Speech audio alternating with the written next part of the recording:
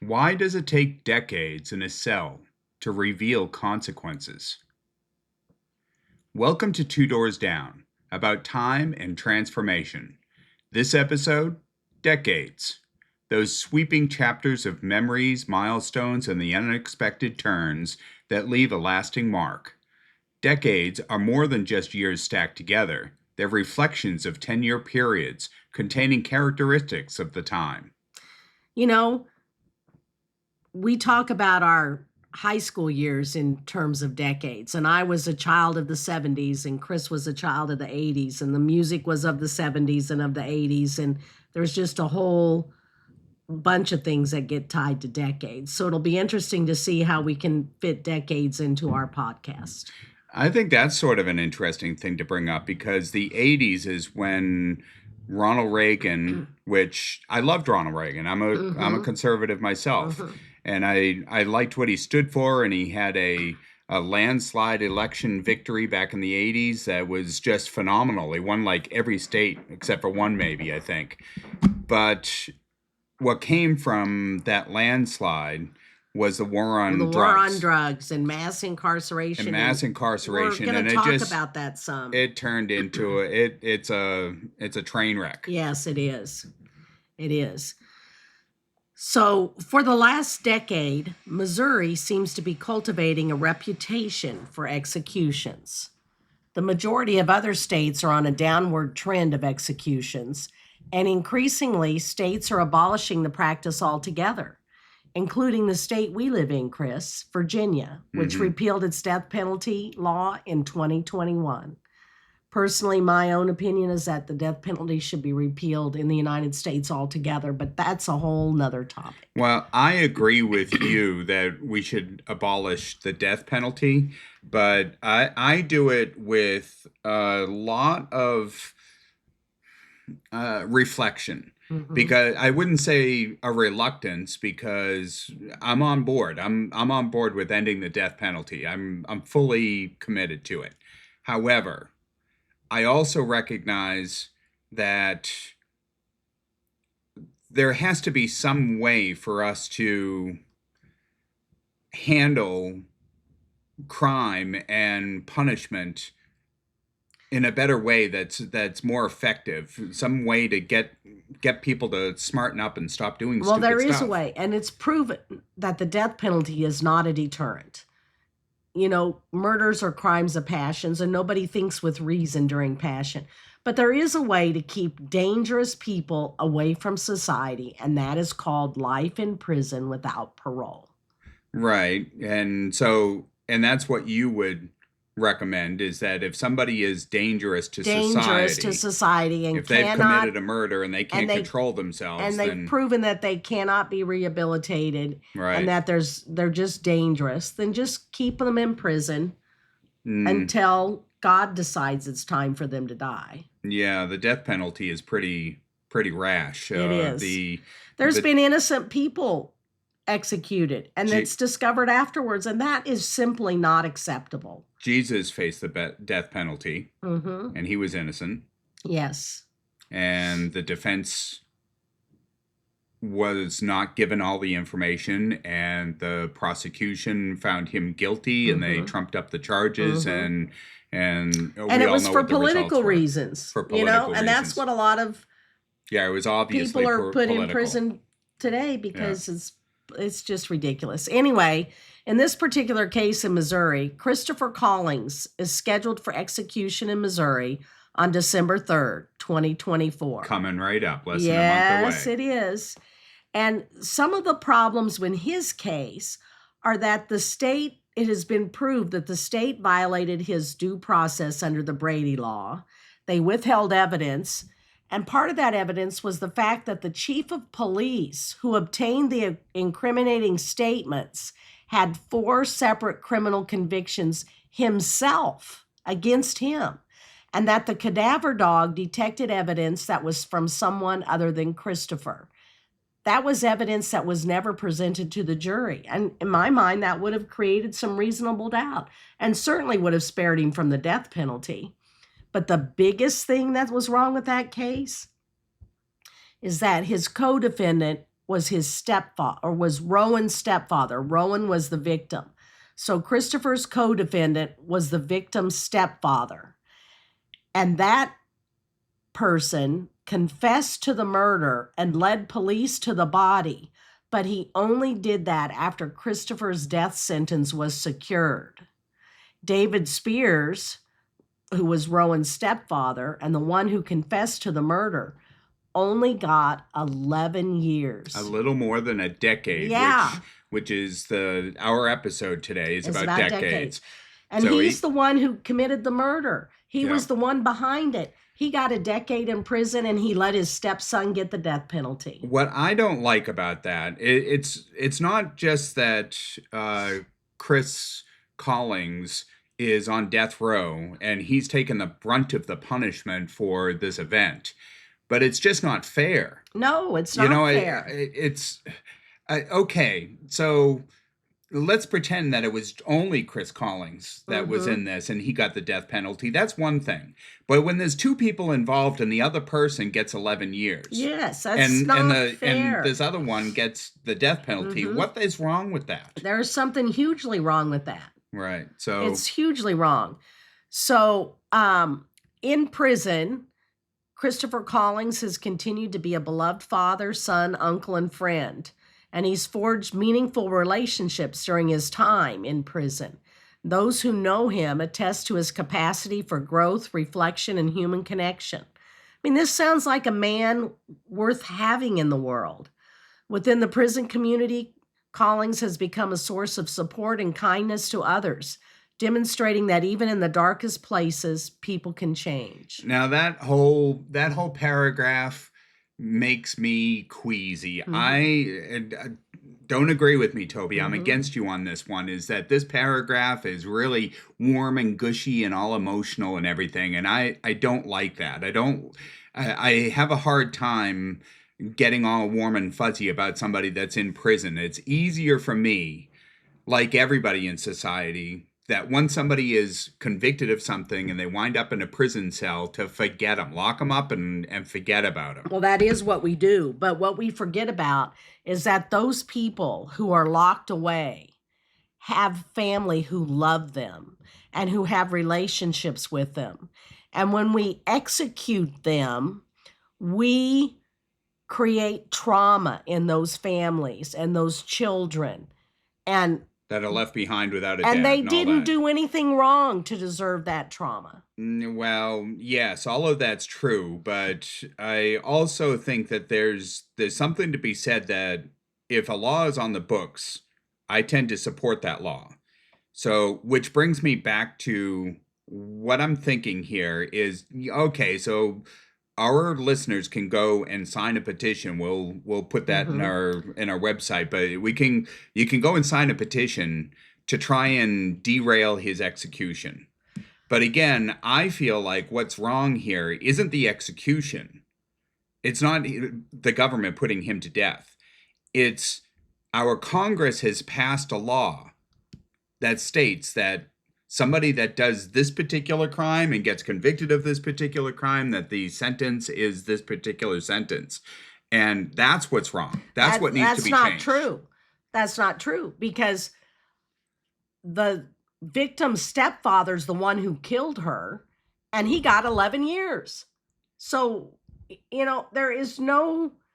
And we've talked before about the people who deserve to be in prison for life are those who have no promise of being anything but trouble to society. And it doesn't sound like this Collings man is a person who's trouble. Now, wait a second. What you're saying, let me see if I got this right. What you just said, you said it's not right and that the other one got 11 years. What you're trying to tell me is that there isn't, that the judicial system and the penal system, the system that is designed here to support the law is going against their own law? It's arbitrary.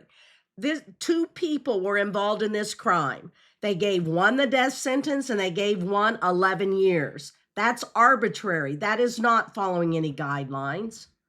Wait a second. You're making it sound like it's not following the law. Like the law doesn't allow for that to happen. And I think that the law does allow that to happen. The law, I think, I haven't looked into this. I don't know. But I'm getting the feeling that the way that the law is written, it allows for the stepfather to get 11 years. It does. And it allows for the young man that Chris Collins, for him to get the death penalty. I'm trying to say that the law itself should be changed. I agree. They have to rewrite the law have a death penalty. so that this can't happen. That there wouldn't be somebody that was actually responsible for the murder, that pulled the trigger or whatever, that gets 11 years, and then somebody that's not responsible for the murder gets a death penalty. Yeah. There should be a law that makes it clear that can't happen. That's right. So that's what I'm saying is we should change the law. I agree. Yes, okay, we could save Chris Collins by signing a petition and trying to intervene on his specific case. But it's the law that's wrong. We have to change the law. It's the prosecution that's wrong. It should not be win at any cost.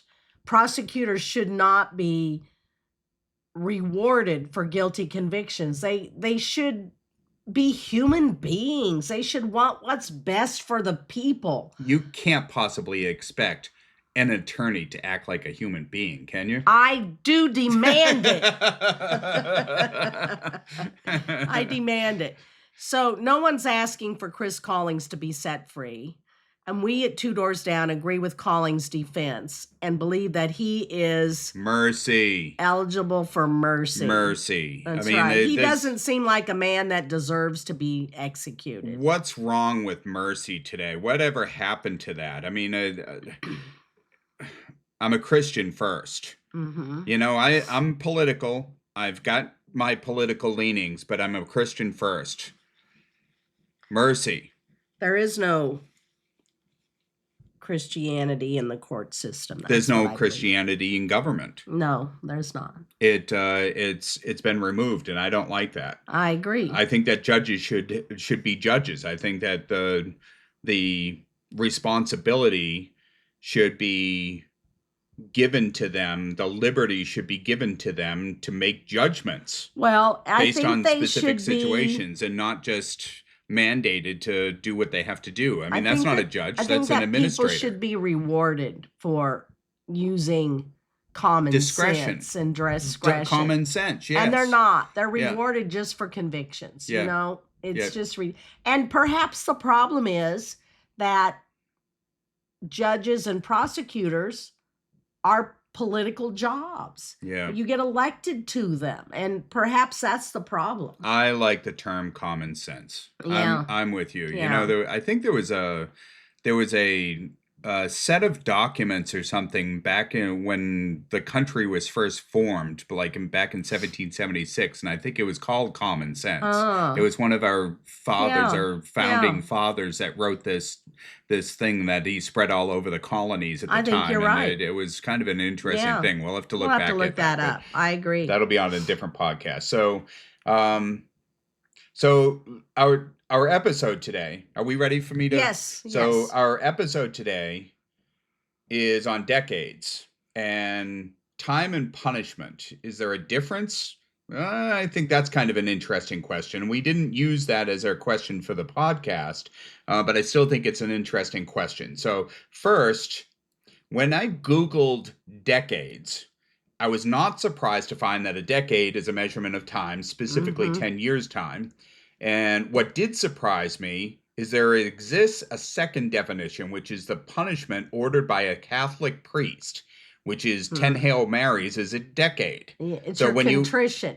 So when you go to a Catholic, if you're Catholic and you go to a Catholic priest and you go to confession and you say, tell him you slapped your sister, he'll say you do 10 Hail Marys. Yeah, he'll tell you to do a decade. Yes. Which I think is funny that they call that a decade. And you didn't even know that, and you're Catholic. Well, no, but I knew the rosary's 10 Hail Marys followed by an Our Father, and you do it 5 times. But you'd never heard that somebody called it a decade. No. Interesting. So 10 Hail Marys is a decade, which means that this episode, and perhaps all our episodes, are about time and punishment. Yeah, definitely. So I think that's kind of interesting. Certainly, on average, most people do not correlate time to punishment. The subset of our population that certainly does is our inmate population, where time is punishment. That's true. I've not heard a context where a prison sentence is measured in decades. Most are measured in months. That's right. I mean, So how many John, months did you do? 27 months. 27 months.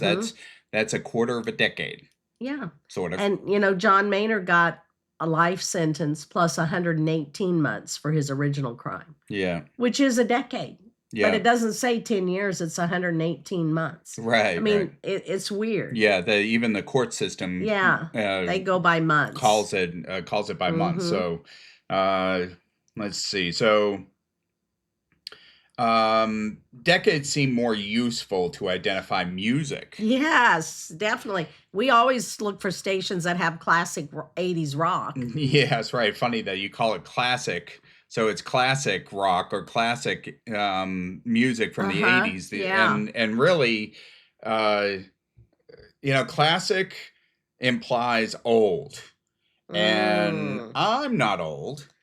The 80s are I'm still, yeah, you certainly are. No, I know. It's amazing when I stop and think, because what happened to the last 50 years? They and flew. Then bam, all of a sudden the 80s music is classic music? Yeah. It's like, no, Yeah. that's crazy. So,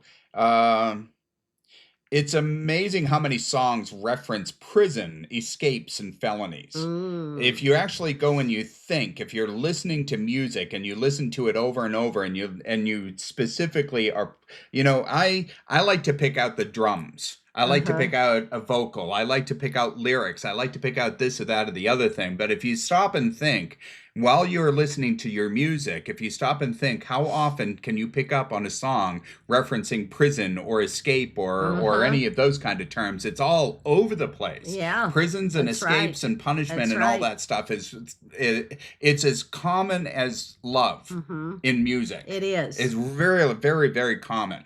Like Gwen Stefani's Sweet Escape. There's Lost Lonely Boys. Yes, right. Heaven. Yeah.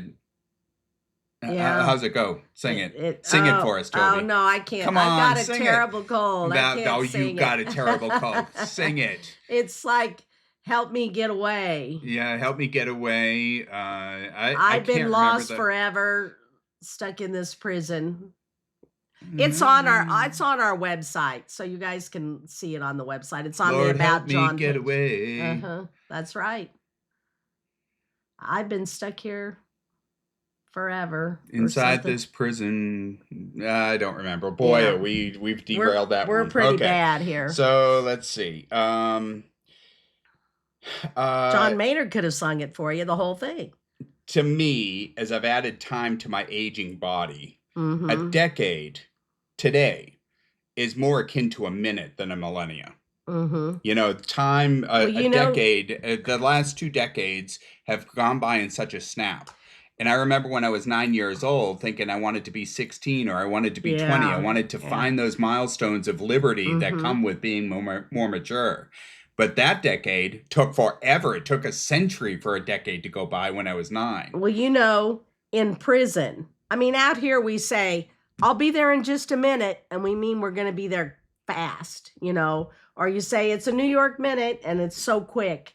But in prison, when you talk about minutes, it means forever. So somebody will say, I'm going to be here a minute. And that usually means they're going to be there for a decade. Yeah, which is sort of a prison lingo. Something because like time moves so slow in prison, which is a weird thing. I also think it's important to recognize there's a difference between a decade, which is an arbitrary period of 10 years, or the decade, which is a specific decade. So like the 1980s is a specific decade. That's the decade. But if you're talking about a decade, if John Maynard went to prison and he was there for 28 years, that's pushing 3 decades. But it's a sort of a random start at the beginning of that and a random end at the end. But it's from 1996, I think he went to prison. And so in 2024, he winds up dying behind bars. It was he said a year from next June or July, May, June sometime would be 29 years he'd spent in prison. Yeah, so that was almost 3 decades, Hmm. but that's not a specific. It's not like the '90s, the Right, aughts, and right. it's not set up that way. It's a random three Hmm. decades. Um, I wish that John was still alive. I do too. He wanted That to be on our stinks. podcast so bad, and we would love to have had his input. We refer to the Roaring Twenties. So the 20s, that was a decade.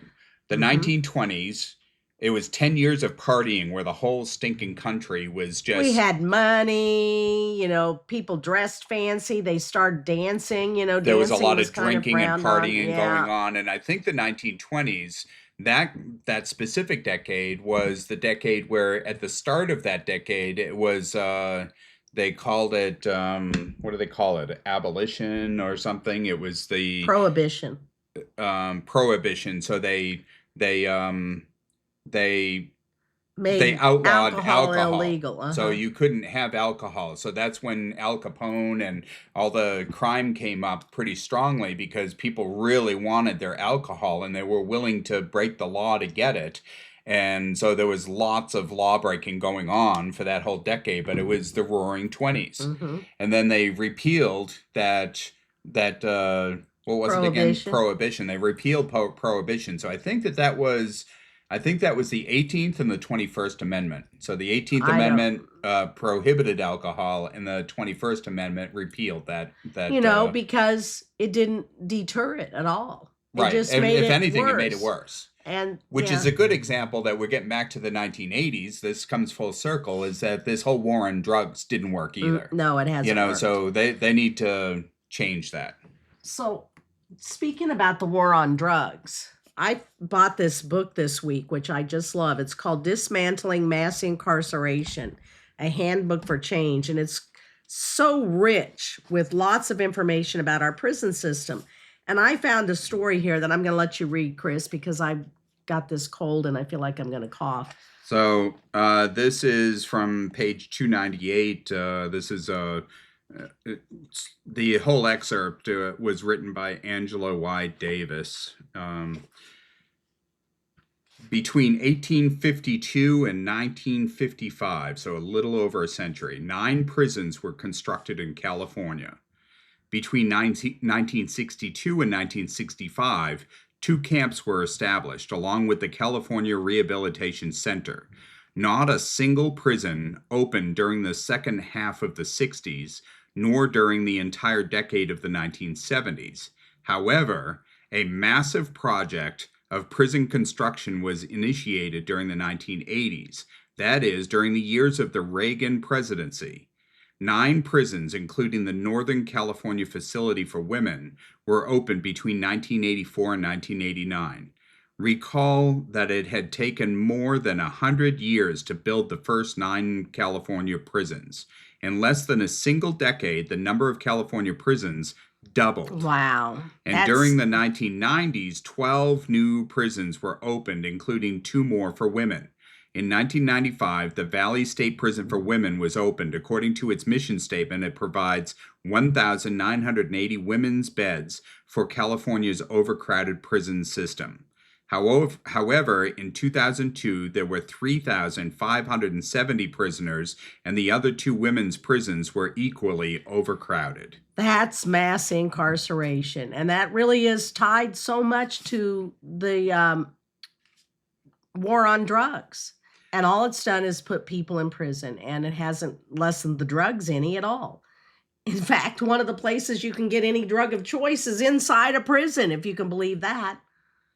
It's ridiculous. I wonder if you could actually round up all the people that had committed a misdemeanor or a felony, that they've committed a crime. If you could round up all the people that committed a crime, how many of us in the United States will have been in prison? And I mean not just people that were caught by the police and charged with a crime, but people who actually did something and got away with it. So many people do stupid stuff when they're young and they don't get caught. And thank goodness they sometimes don't get caught, because You don't necessarily Going to need to go to prison prison because destroys you your did something life. stupid Yeah. when you were young. Yeah. And there's a lot of that. I don't like the whole, I mean, we'll get to felony murder here in a bit, but Actually, I think we're there. are we there now? I think we are. So I wrote down some thoughts about felony murder. First of all, let's say that this is our favorite part of our episode always, felony murder. That's our whole purpose. Right. And this part of our episode is inspired by John Maynard. Yes, of course.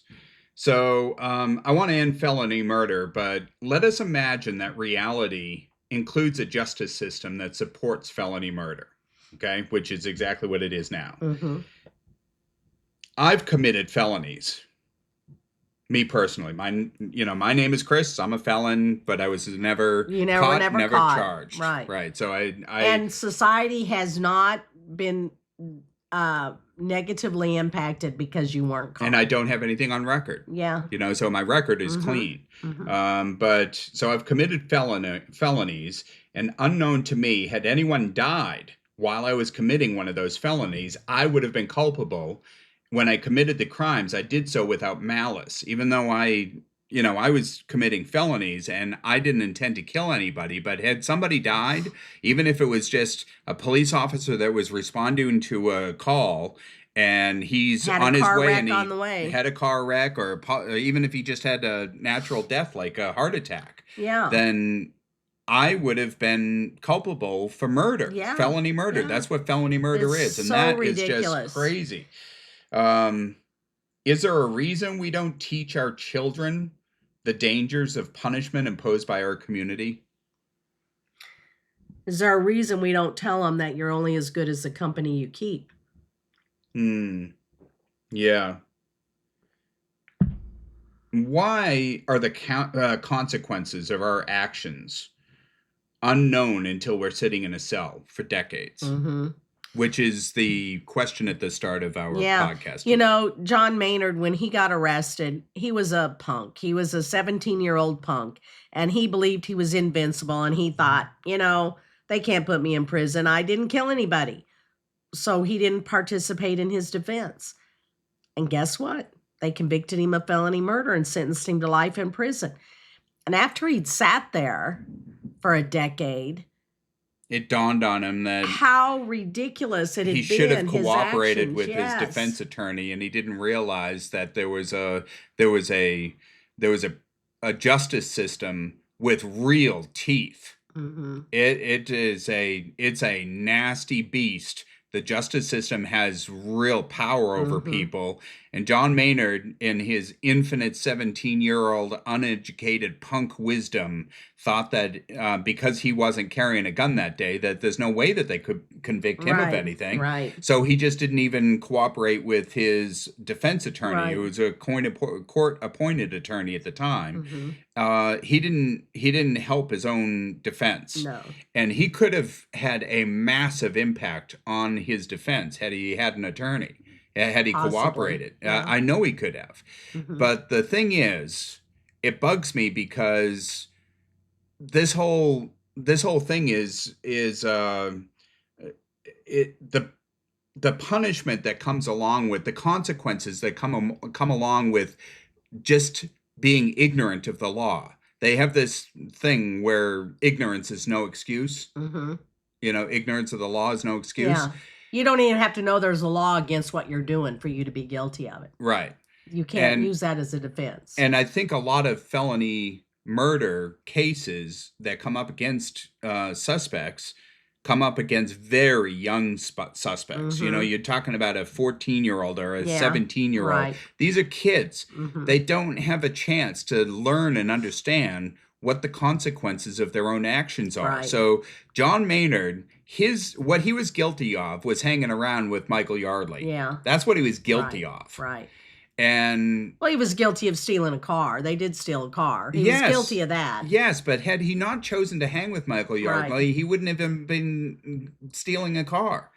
Had he made a choice to go to high school and obey the teachers and keep his nose clean and study and learn and do what he could do to get into college, if that had been his decision, then his whole life would have been different. Yes, it would have. But how do you get somebody that's that young to understand that there's a consequence to the other decision that he made? Well, it's too late. You can't do it at that time. You've got to start when they're 3 and 4 and 5, and you've got to. Then you're starting to answer my question. So my question again is there a reason we don't teach our children the dangers of punishment imposed by our community?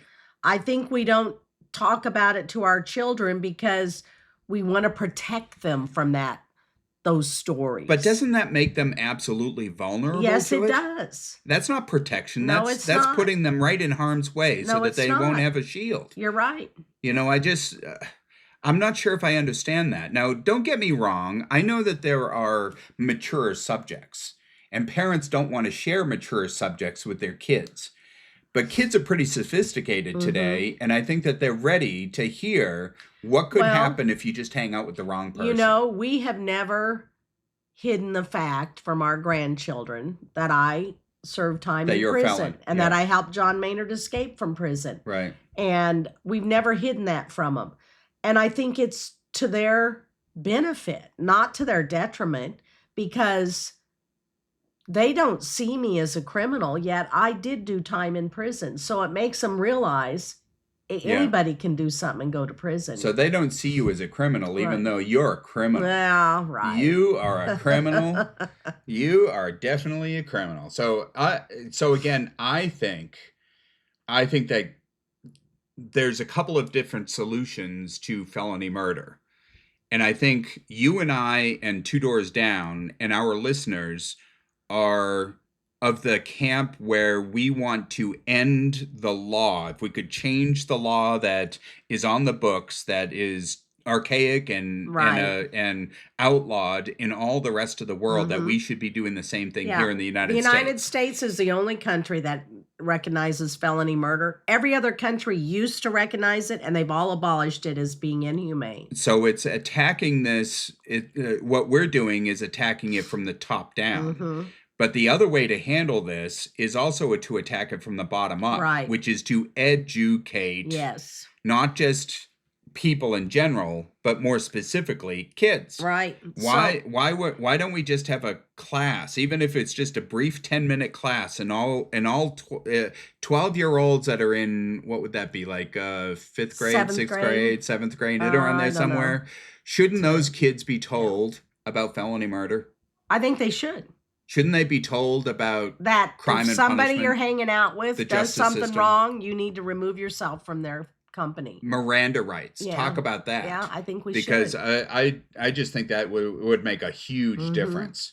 I think we would. If you commit crimes, you sink to the bottom of the socioeconomic ladder. And if you attend college, you float nearer the top. I believe maybe these conditions have much less to do with informed decisions and more to do with inherent nature. We're born with a destiny.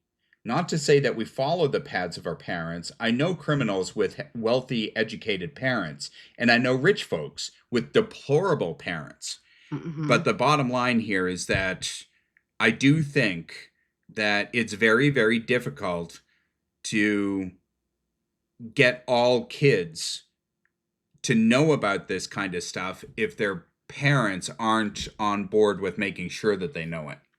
And not all parents are ready to do that. You can't protect them. You've got to educate them. You have to educate them. Yeah, that's how I feel too. So I do have a felony murder story for you this week.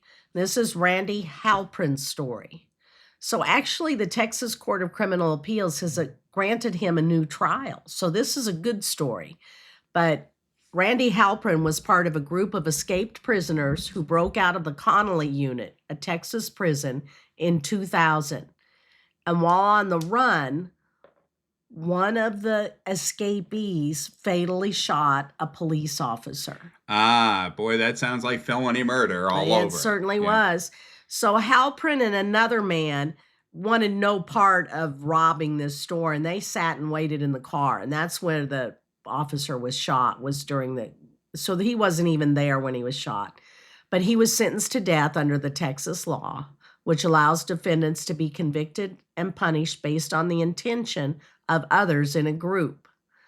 So in 2019, 6 days before he was scheduled to die, the appeals court halted his execution. And now they've granted him a new trial based on the same evidence, which was that the judge who presided over his original case kept referring to him, Halpern, who is Jewish, with racial slurs and anti-Semitic language. And so... All right, so you're saying that the judge was racial against a Jewish inmate, yes, that was on death row. No, he wasn't on death row. He was on trial for felony murder for this police officer who was shot while Halpern was one of the men who escaped from prison. But the other men who escaped with him are the ones who shot the police officer. So the Jewish guy was not involved in the shooting, other than he was in the car and sort of in the periphery of what's taking place. He had been involved in the escape. He was also an escapee. So their logic was anyone that was part of the escape was responsible for this murder. Well, I gotta say, there's a part of me that feels like if you escape from prison, it goes back to that other episode that we had talking about deadlines. Mm-hmm. You escape from prison, and back in 1863, they put a line, physically, they drew a line around the prison. Right. And anybody that crossed that line were culpable to be shot. They were targets. And they just told all the prisoners that were in the prison, if you cross that line, we're going to shoot you. Mm-hmm. And that was called the dead line. Right. And so that's sort of this story. So these three guys escaped from prison, which they shouldn't have done. Right. But the fact that they did... Escape is never a good solution to anything. Well, what do you mean by that? You think that escape's not a good solution? No, it doesn't solve anything. I don't know. I think that you've come out okay. I come out okay, yeah. John didn't. Yeah, no, John didn't. But of the 7 inmates who escaped, only 2 are still alive. 5 of them have been executed. So they all got the death penalty. So the 2 that are still alive are the 2 who did not participate in the robbery and waited in a car outside. But this Randy Halpern has been granted a new trial because of anti-Semitic bias by the judge who presided over his case. So we'll see how that works out. The judge said, I thought I had in here some of the things he said, but he called him a dirty Jew and that Jews should be eliminated because they're the problem in our country and things like that. Well, to me, that sounds like the judge. The judge has an issue. Yes, he did. And I mean, that's nothing to do with felony murder. That has to do with an individual that's in a position of authority and power that should not be there. Mm-hmm. That is what is wrong with a country, a community that places a judge in a position like that when the judge clearly should be... Well, you can't have an unbiased decision on a case if you're biased. Yeah, how can you be unbiased when you're biased? That's right. Yeah, that's ridiculous. Thank you, Toby, for that. It's brilliant insight. Yeah, that's right. That's what happens when you're sick. You have these brilliant insights because your mind thinks so fast. You can't be unbiased when you're so biased. Well, it's an oxymoron. You can't have a biased judge and expecting to be unbiased. Yeah, moron comes to my mind, too. Yeah, okay. Well, it's time to draw from our basket and see what we're let's do the drawing. Okay. Okay. All right, so let's... Hold on a second. I want to make a video. I'm shuffling, and I'm not looking. I hope you get a good one. Decades was a stretch, and I know centuries is in there. Please don't draw that. Well, let's see Draw here. Something good. We pull longevity. Longevity. Longevity. Wow. Interesting. So that one, I think that's a good one. I think we'll probably enjoy putting that one together. There's my life is a perfect example of that word. I'm just longevity. Yes, I am. And I'm even longer. So Thank you for joining us on this journey through decades. Each chapter of life holds its own lessons, and in looking back, we can find threads of growth, resilience, and even surprising connections. Time shapes us, but it also gives us the gift of perspective. And maybe, just maybe, that's where the real wisdom lies, not in how much we've achieved, but in how much we've learned to understand ourselves and those around us. As we close out this episode, we hope you'll reflect on the decades that have shaped your own life. What moments have defined you? What lessons have guided you? And what parts of yourself are still waiting to be uncovered in the years to come? Thanks for tuning in to Two Doors Down, where the past, present, and future are all part of the story. Until next time, keep growing, keep reflecting, and keep opening new doors. Share your own reflections and stories using hashtag 2DoorsDecades and join the conversation about how we can make the most of the time we're given. This is Christian and Toby Dorr reminding you to make an impact with the moments you have. 2 Doors Down. It's about time. Subscribe on YouTube at Two Doors Down. For exclusive content, check out our Patreon channel. Our website is twodoorsdown.com. Until next time.